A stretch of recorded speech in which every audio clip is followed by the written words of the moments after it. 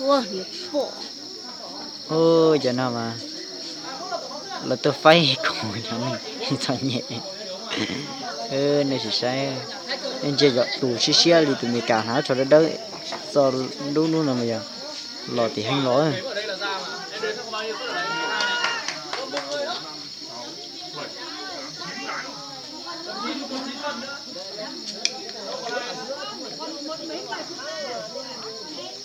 bò này chỉ mà lo chuyện đỡ đỡ Bò đi ăn, ăn bò đi ăn.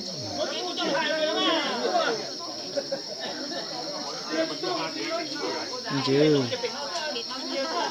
tụ xe chở mình cả này đấy là phải complete nè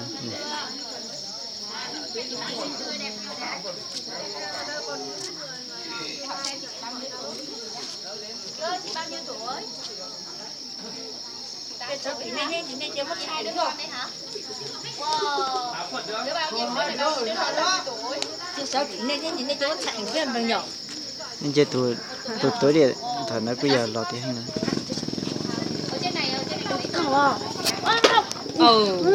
nó tụ hả À chạy nó mà đùa tới tiền nhà chị chùa đến được tới nhà. Bé không sao nhiều.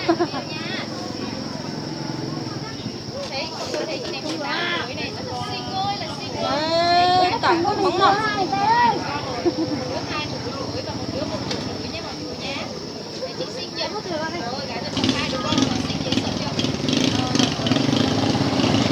đó nó sau đó là mà phải lấy giờ cho lo cái không biết xót xỉ cho nên cho nhẹ Hơi bị trông trên màn té. Bị tông này đó. Tao bỏ ra hầm trông.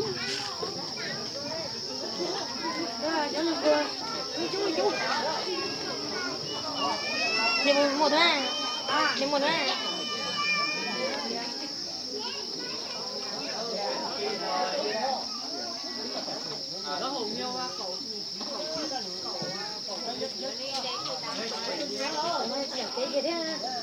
Mùng mai tiếp tục đi rồi hả mày?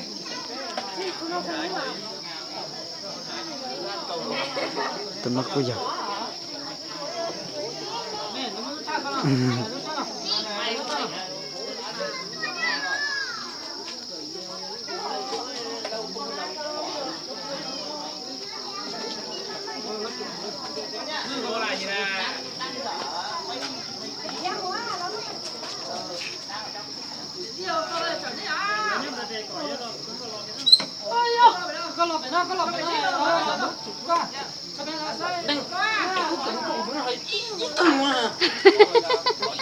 Em không phải lên chứ.